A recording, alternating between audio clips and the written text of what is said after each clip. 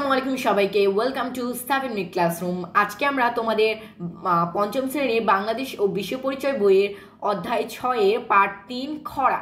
অর্থাৎ খরা বলতে আমরা কি বুঝি? আমরা খরা বলতে পারি যে যখন কোনো এলাকায় বৃষ্টি হচ্ছে না, খুব গরম পড়ছে, এই এলাকাটাকে আমরা খরা বলতে পারি বা এই দুর্যোগটাকে আমরা খরা বলতে পারি।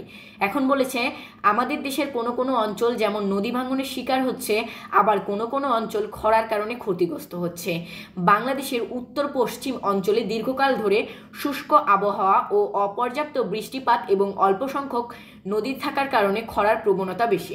অর্থাৎ উত্তর ও পশ্চিম অঞ্চলে খরার প্রবণতা বেশি। তারপর মানবসৃষ্ট কারণেও বিভিন্ন খরা হয়ে থাকে, যেমন গাছ কেটে ফেলা, গাছের শিকড় মাটির মধ্যকার পানি ধরে রাখে।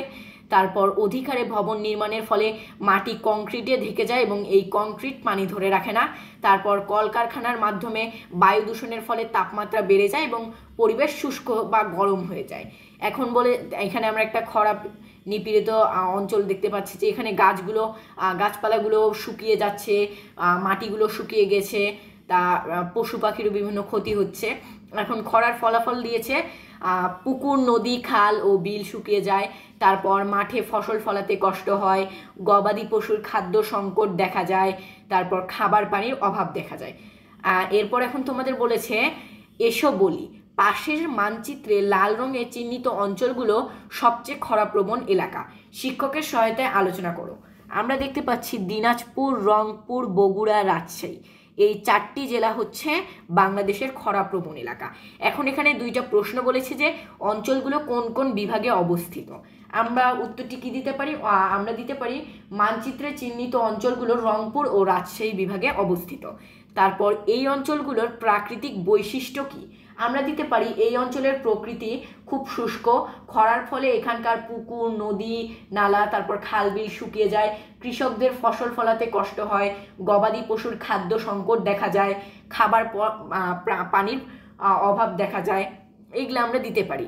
এখন বলেছে খ এসো লিখি, নিচের প্রতিটি ক্ষেত্রে খরার প্রভাব লেখো, কাজটি জোড়াই করো। এখন নদীর ক্ষেত্রে খরার প্রভাব কি হতে পারে?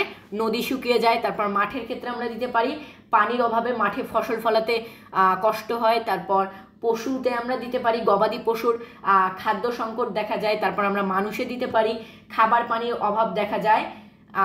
এরপর আমরা গ নম্বর প্রশ্নটা সমাধান করব। কি বলেছে? আরও কিছু করি,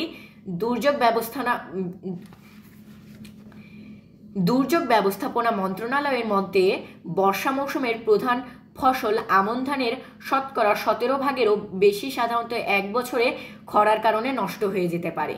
এই ধারণার প্রেক্ষিতে খরার কারণ এবং প্রভাব লেখো। অর্থাৎ আমাদের বলা হয়েছে যে ফসলের ক্ষতির কারণ এবং প্রভাবটা আমরা দিতে পারি। যে কারণ আমরা দিতে পারি গাছ কেটে ফেলা, তারপর অধিক হারে ভবন নির্মাণ, কলকারখানার দূষিত বায়ু। আর প্রভাব হিসেবে আমরা দিতে পারি ফসলের ক্ষতি হয়, খাবার পানির অভাব দেখা যায়, তারপর আমরা আরও দিতে পারি জলাশয় শুকিয়ে যায়। আরও কিন্তু তোমরা আরও প্রভাব দিতে পারো। এখন তোমাদের বলা হয়েছে ঘ যাচাই করি, বাক্যটি সম্পূর্ণ করো। বাংলাদেশের উত্তর পশ্চিম অঞ্চলে খরার প্রবণতা বেশি, কারণ কি বলো দেখি? কারণ আমরা দিতে পারি সেখানে বৃষ্টিপাতের পরিমাণ কম এবং নদ নদীর সংখ্যা অল্প। আশা করি তোমরা এই পার্টটি সম্পূর্ণ বুঝতে পেরেছ। আজকে এতটুকুই, দেখা হবে তোমাদের এরপরের ভিডিওতে। সবাইকে আল্লাহ হাফেজ।